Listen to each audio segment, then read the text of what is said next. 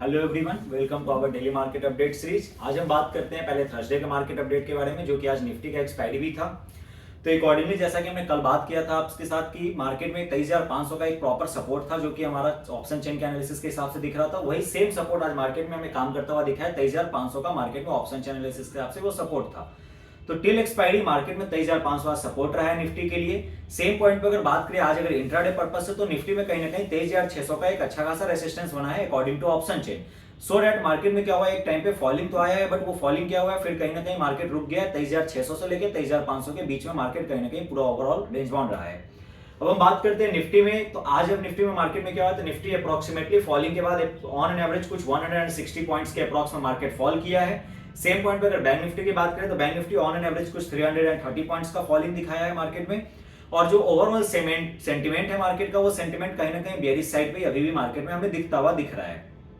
अगर बात करें तो मार्केट में इंडिया विक्स की, तो इंडिया विक्स करेंटली जो कल का लेवल्स था उसी लेवल्स के अकॉर्डिंगली मार्केट में कहीं ना कहीं इंडिया विक्स आज फ्लैट रहा है। मतलब अप्रोक्सीमेटली 1% का आज इंडिया विक्स में राइजिंग देखने को मिला है, जो कि जो डेटा आ रहा है वो अप्रोक्सीमेटली 14.5 के आसपास हमारा इंडिया विक्स आ रहा है। मतलब मार्केट में जो इंडिया विक्स है वो आज कहीं ना कहीं फ्लैट ही रहा है या न्यूट्रल रहा है।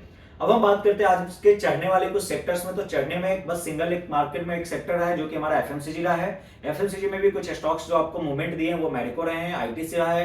एक टाइम पे आपको कहीं ना कहीं ब्रिटानिया में एक अच्छा मूवमेंट था, एचयूएल में अच्छा मूवमेंट था। तो आज कहीं ना कहीं मार्केट में एक एफएमसीजी सेक्टर्स प्रॉपर अच्छा खासा एक परफॉर्म करता हुआ दिखा है। सेम पॉइंट पर अगर बात करें मार्केट में आज जो निगेटिव सेक्टर्स है उसमें थे रियलिटी हमारे सामने आता है, एनर्जी है, मेटल है एंड आईटी स्टॉक्स है। तो ये सब आईटी, एनर्जी, मेटल, ये सब के सब सेक्टर क्या है आज मार्केट में अच्छा खासा फॉल होता हुआ हमें दिखा है मार्केट में। अब हम बात करते हैं कल के लिए मार्केट में। तो कल मार्केट में फिर से वही ओवरऑल कहीं ना कहीं प्रॉपर साइड पे बुलिश, तो कहीं ना कहीं ऐसा कुछ मार्केट में प्रॉपर अभी फॉर्मेशन दिख नहीं रहा है बुलिश साइड का।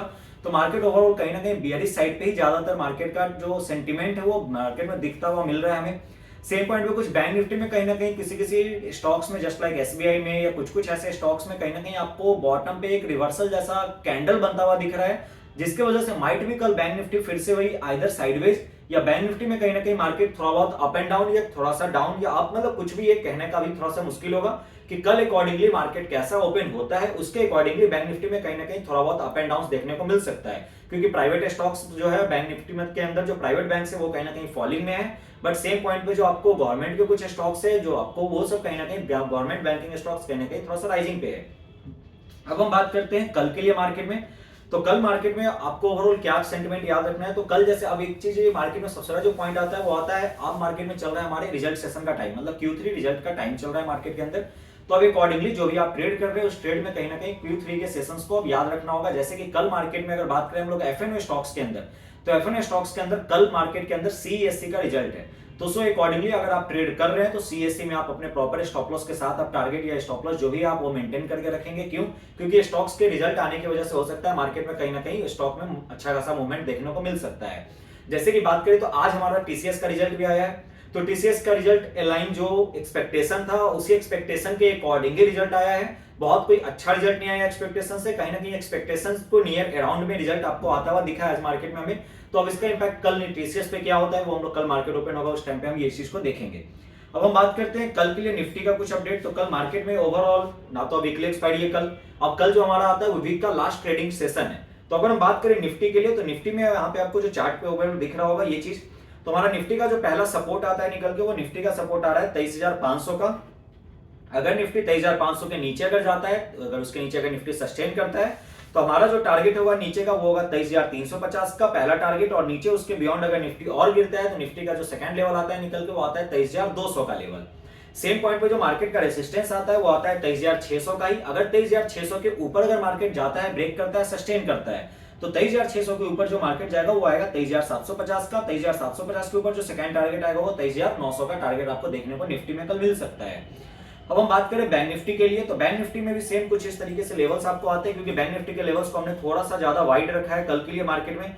क्योंकि बैंक निफ्टी में कहीं ना कहीं जो मूवमेंट है ओवरऑल वो थोड़ा सा, या तो कल मार्केट इस जोन में रह जाएगा, नहीं तो मार्केट कहीं ना कहीं एक अच्छा खासा बैंक निफ्टी में मूवमेंट देता हुआ दिखेगा। तो अगर बैंक निफ्टी के अगर कल के लेवल्स के अगर कुछ बात करें, तो कल का जो कुछ लेवल्स है वो इस तरीके से रहेगा कि बैंक निफ्टी में कहीं ना कहीं मार्केट में 49,800 का रेसिस्टेंस होगा।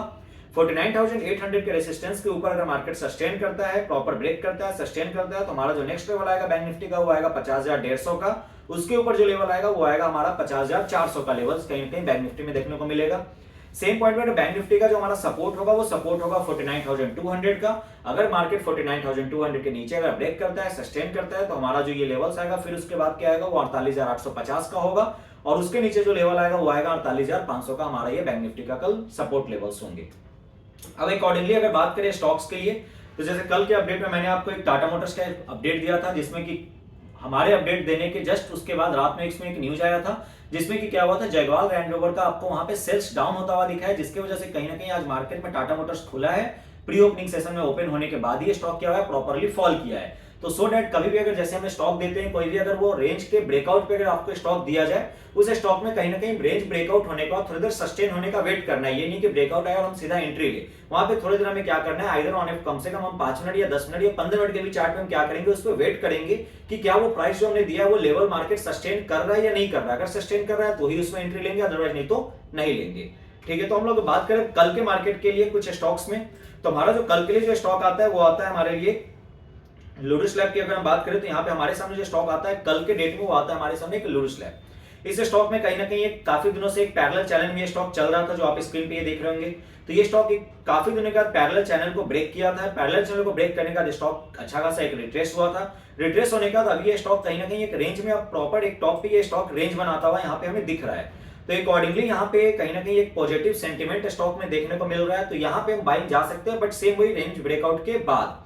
तो यहाँ पे बाइंग करेंगे 620 के ऊपर। अगर प्राइस 620 के ऊपर ब्रेक करता है और कम से कम सस्टेन भी कर लेता है 5 मिनट, 10 मिनट, 15 मिनट के चार्ट पे कहीं भी, तो यहाँ पे ब्रेक हो, मार्केट ब्रेक होने का 620 के ऊपर अगर प्राइस सस्टेन करता है, तो प्राइस सस्टेन करने पे बाइंग करेंगे। बाइंग करने का जो स्टॉप लॉस लगाएंगे वो लगाएंगे 605 के लेवल का, और जो टारगेट हमारा होगा वो टारगेट हमारा कुछ 1 से 2 दिन में आपको टारगेट मिलेगा। वो टारगेट क्या होगा, 635 से लेके 650 का हमारा क्या होगा, इसके अंदर आपको टारगेट होगा। अब हम बात करते हैं कुछ 1-2 स्टॉक्स की, जो कि कल आप उस पर एक नजर रख सकते हैं। उसमें आता है हमारे सामने भारतीय एयरटेल। तो भारतीय एयरटेल के अंदर अगर बात करें तो भारतीय एयरटेल में आपको एक मार्केट रेंज बाउंड होता हुआ आपको यहाँ पे दिखता है। अकॉर्डिंगली अगर आप चार्ट पे जाके देखेंगे तो चार्ट पे भी भारतीय एयरटेल अच्छा खासा यहाँ पे मार्केट में आपको क्या दिख रहा है, तो मार्केट में ये स्टॉक कई दिनों से आपको यहाँ पे लास्टली अभी रेंज बाउंड हो रहा है।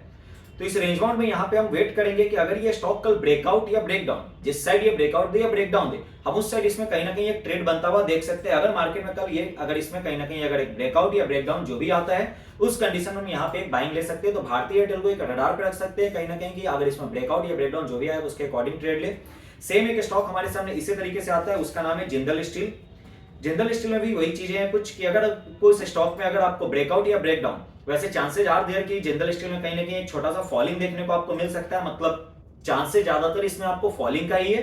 बट यहाँ पे भी आप नजर बना के रख सकते हैं, अगर इसमें आपको कहीं ना कहीं अगर किसी भी हाई पॉइंट से अगर सेलिंग देखने को मिलता है, तो जिंदल स्टील में हम लोग कल के दिन में फिर से एक सेलिंग देख सकते हैं। आप उसको शॉर्ट सेल इंट्राडे के लिए आप ट्रेड करके बैठ सकते हैं। रिमेनिंग जो भी अपडेट्स रहेगा उसके लिए हम लोग अपने नेक्स्ट वीडियो में आपसे फिर बात करेंगे। Thank you for watching.